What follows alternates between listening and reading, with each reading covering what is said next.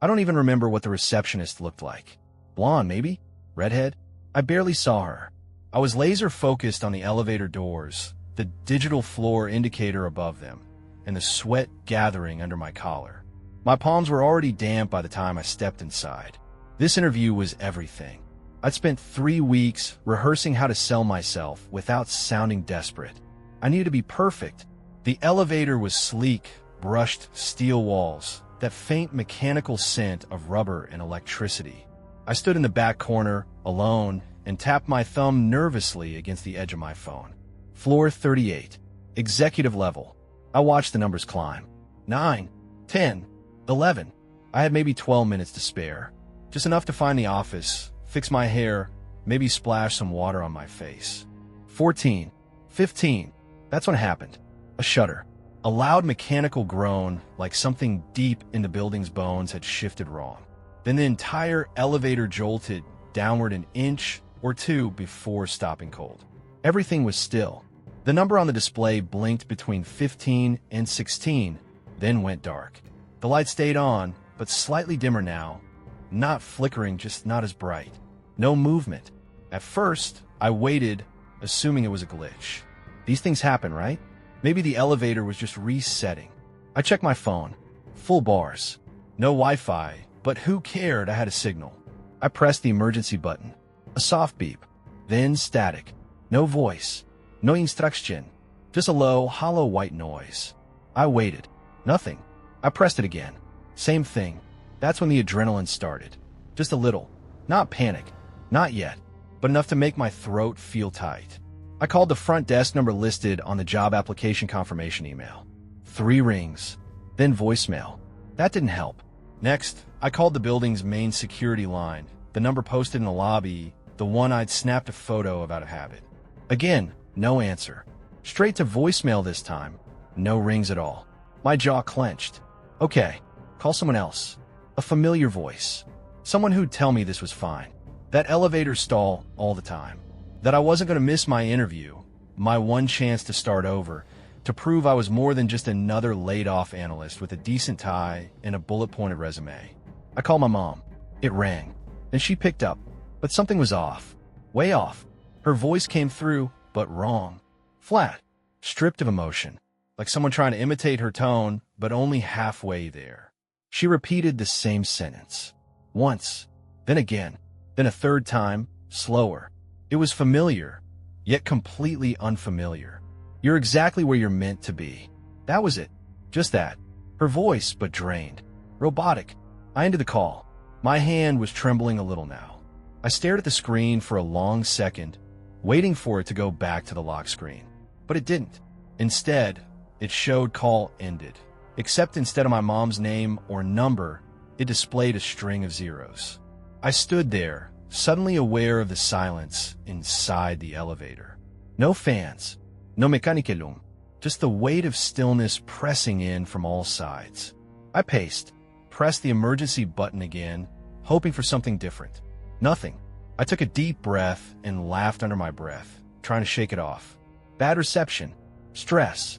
My nerves were playing tricks. I leaned against the wall, watching the reflection of myself in the elevator's brushed steel. My face looked pale, eyes too wide. Still had a signal. Might as well try someone else. I called a coworker, Jordan. We used to grab lunch sometimes before the layoffs. I remembered him saying he'd interviewed at this same company once. Maybe he'd pick up, tell me the elevators were notorious for bugs, that I could reschedule. It rang. Then someone answered. It was me, not Jordan. Me, not the calm version of myself I knew. This voice was frayed, panicked. I stood there frozen, phone pressed to my ear as my own voice whispered urgently through the speaker. The sound was distant, like it was coming from a long tunnel or through layers of cotton. I couldn't make out everything, but one phrase cut through. Don't come back. A pause. Don't come back. Quieter the second time, almost pleading. I didn't speak. I couldn't. The call ended without me touching the screen. The floor display blinked back on. It now read 13. I had never pressed that button. I was sure of it. The lights dimmed again, just for a second. Enough to make me feel like the space around me had shifted. like the elevator had sunk deeper into the building or was something under it. My breathing was shallow. I stared at the doors, half expecting them to open. They didn't. The silence was thicker now. It felt like something was listening. I didn't know what was happening, but I knew I was no longer on my way to an interview. Wherever I was now, this wasn't part of the building, and I wasn't supposed to be here. Not yet.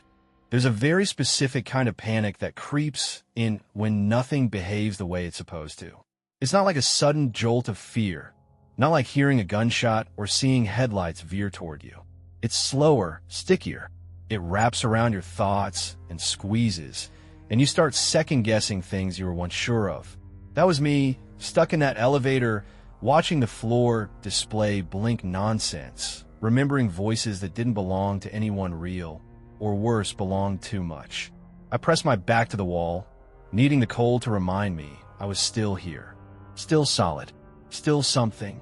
My hands trembled as I opened my contacts list. I needed an anchor, a voice I could trust. I called Ryan first, my best friend since college.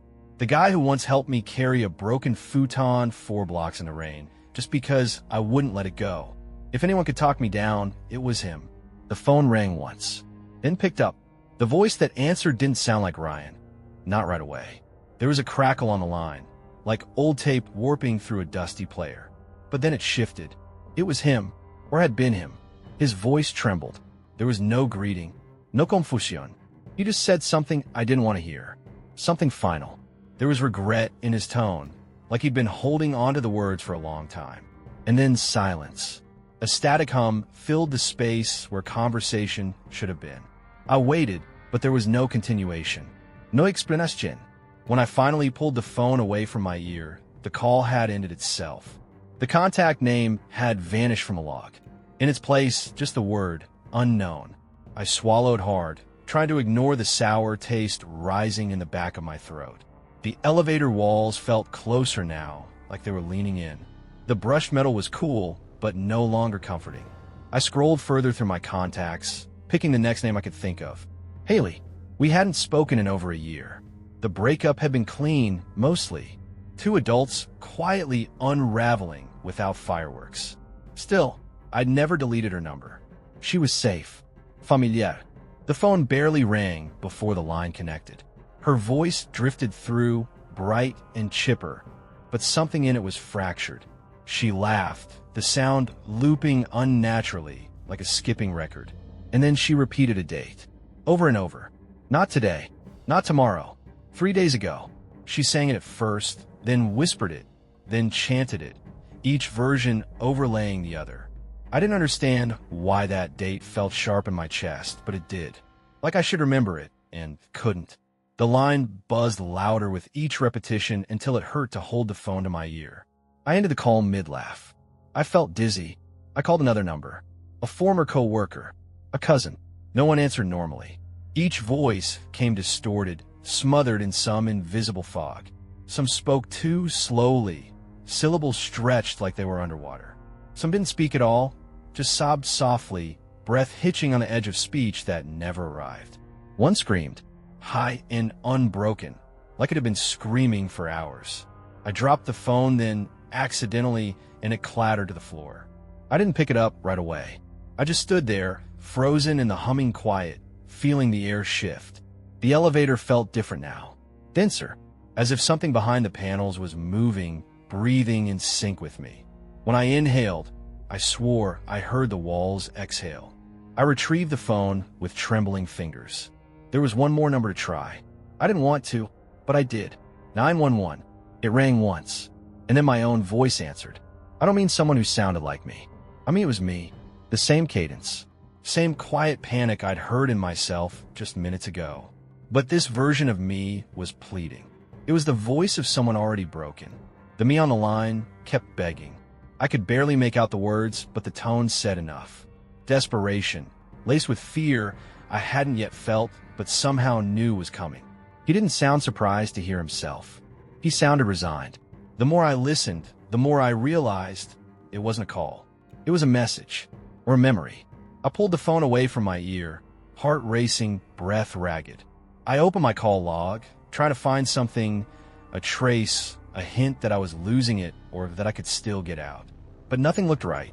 The names were gone. Every single one of the numbers I'd called was labeled the same way. Blocked. No numbers. No names. Just echoes. I pressed the phone to my chest and closed my eyes.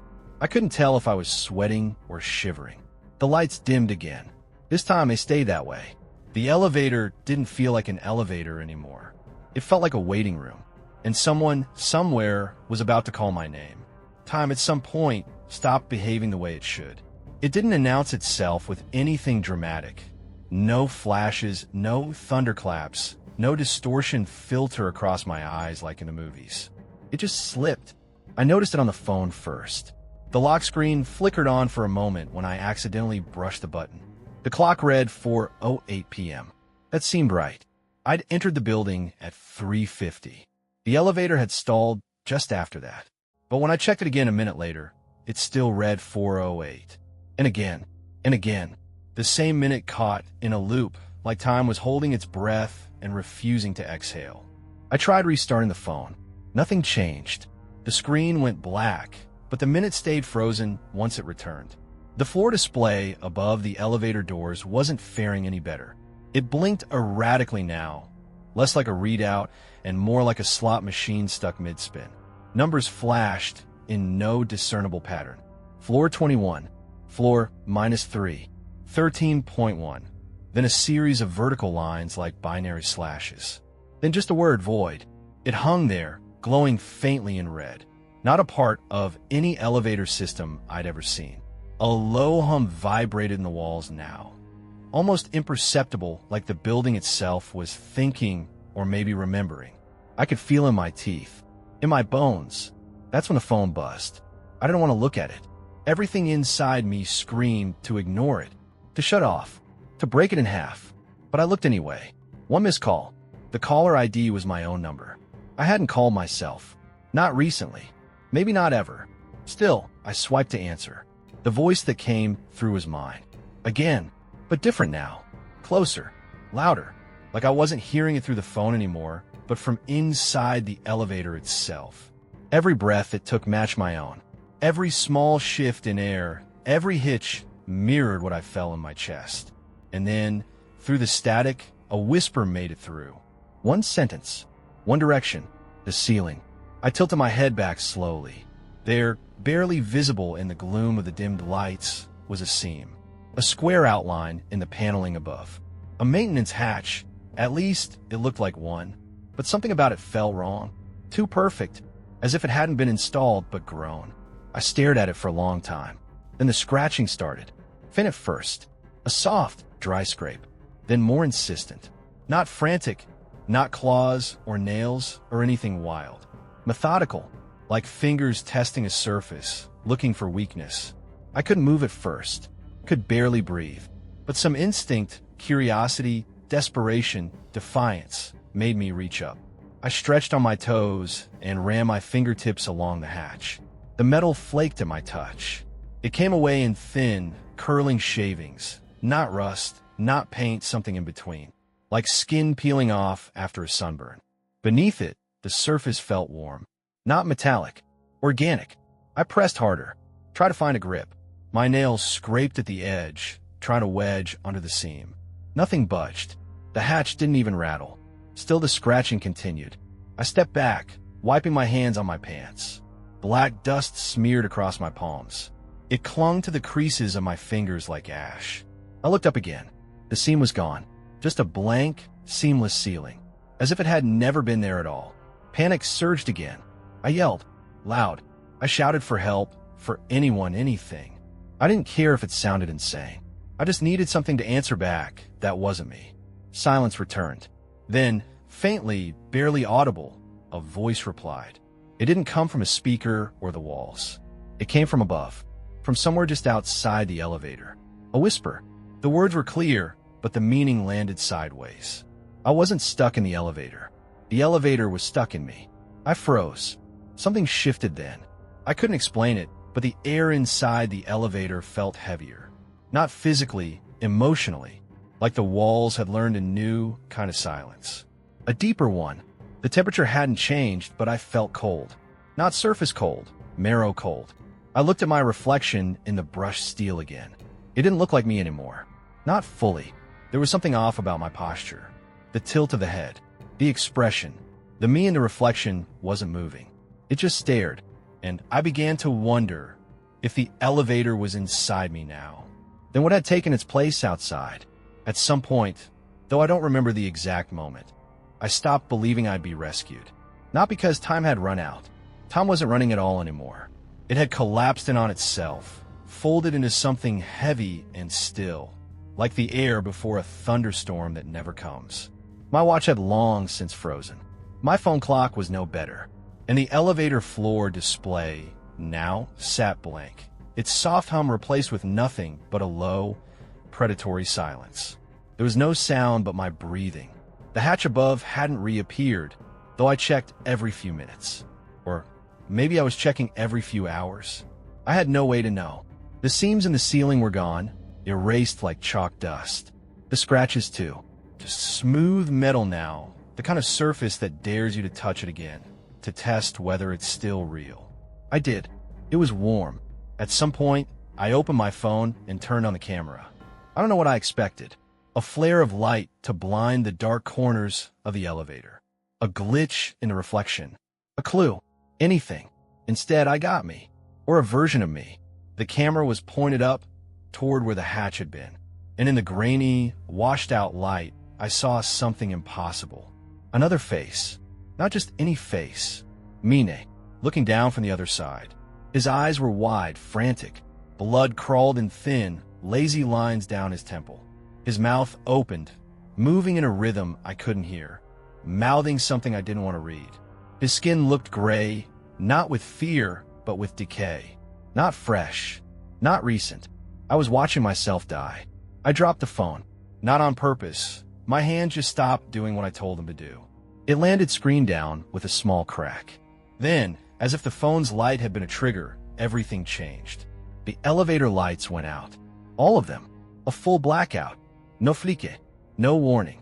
No, just absolute darkness. The kind that comes with the sensation of pressure behind your eyes, like your brain is trying to invent shapes to stop you from breaking. But the phone light still worked. A pale, cold beam, sharp at the edges and useless beyond arm's reach. I crouched and picked the phone back up, holding it like a weapon. Its weak glow danced across the metal walls, revealing nothing new. Same walls, same floor, same oppressive emptiness.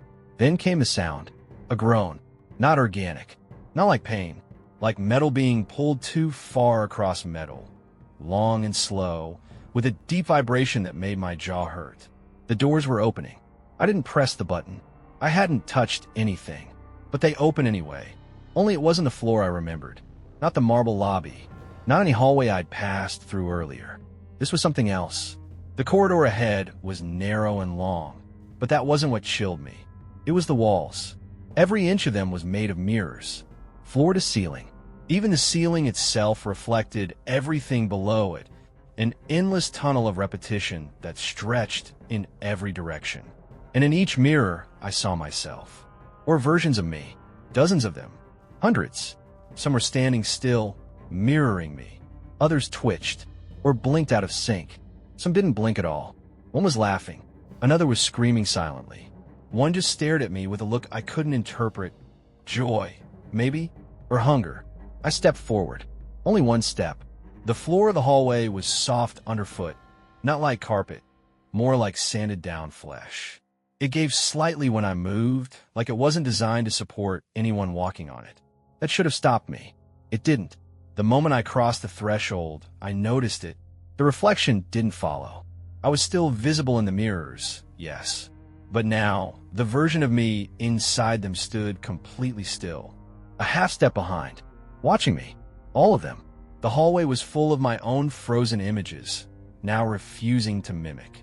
I lifted my hand. None of them moved. I turned in place. They stayed perfectly still, unblinking. I whispered to myself. Words of grounding, nonsense, anything to cut through the rising tide in my chest. But even my mouth didn't move in the reflections. They were watching, waiting. The silence shifted. Something opened. Not physically, not a door, but a kind of awareness. A sudden presence at my back, like the mirrors have been waiting for me to realize I wasn't alone anymore. And then the reflection nearest to me smiled. A slow, deliberate smile. Not cruel, not kind, just patient. Its mouth opened. Mine did not, and it spoke. No sound came through, but I felt the words, deep in my ribs, like a memory I hadn't made yet. Time to switch. The reflection stepped forward, but not in the mirror. From behind me, cold breath brushed my neck. A weight shifted the air. Spoon, and the hallway went dark again. Silence. Not the kind that comes when a room is quiet, but the kind that rings in your ears after an explosion. That hush that feels full, deafening in its absence of anything natural. That's what greeted me when I opened my eyes. The floor beneath me was cold steel. I was lying flat on my side, cheek pressed to the corner of the elevator. My body ached as though it had been folded in half and forgotten. I didn't remember falling asleep, if that's what had happened. I didn't remember much of anything anymore. The elevator was still. Not in motion, not humming, not creaking. Just still. I pulled myself upright, limbs stiff, and leaned against the wall. My phone was lying beside me. I didn't remember dropping it. I didn't remember picking it back up. No signal. The screen was lit, but the time display was blank now. Not stuck, just empty. The battery indicator didn't show a percentage. Just a pulsing red dot in the top corner. Below it, a single notification, one voicemail. I didn't press play. It started on its own. The voice that came through was mine. Fragile, shaky, somewhere between exhausted and unhinged. I sounded like I'd been crying for hours, like I'd reached the end of something far beyond grief. My own voice spoke through shallow, uneven breaths. Words came out like confessions forced through clenched teeth. This wasn't the first time. This wasn't even the second. If I was hearing it, the message said that meant it was my turn again, that I would forget, that forgetting was part of it. And then came the part that froze me. The message, my voice, said it would start over soon. That it always did. The message ended with a soft gasp, like the last drop of air from a balloon, and the phone screen went black. No home button, no way to wake it, just darkness in my hand. Then the elevator moved. No warning, no lurch, just a smooth ascent that should have felt like relief, but didn't. The display above the doors flickered back to life. But this time it didn't show floor numbers I recognized. Instead, it scrolled upward, 39, 40, 47, 52, higher than the building should go. The lights remained dim. The air had thickened. Not humid, not hot, just dense like it had weight and shape and purpose. I stared at the doors, watching them as the numbers climbed. My chest tightened. My heart refused to keep a rhythm. Eventually, the elevator stopped. The display blinked. A word this time, welcome. The doors opened. There was no hallway, no lobby, no ceiling or floor I could see. Just black. The kind of black that isn't just the absence of light.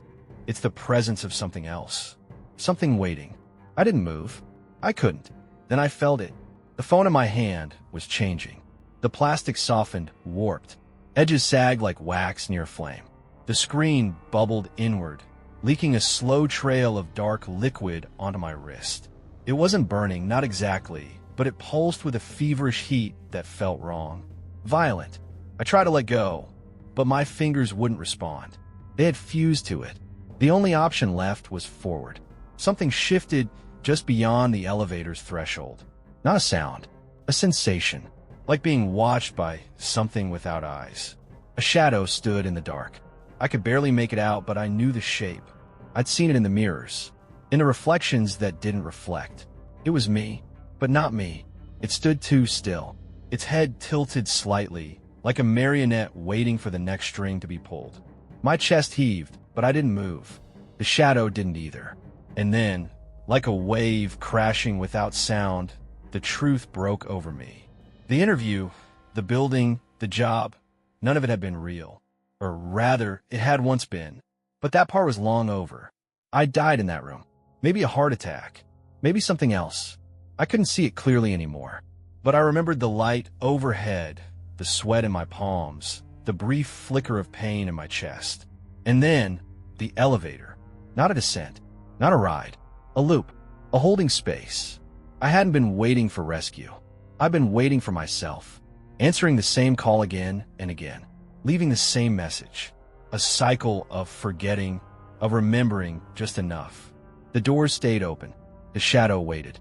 And I understood, finally, with a kind of broken clarity, this wasn't about going up or down. This was about crossing over. And it was my turn. Again.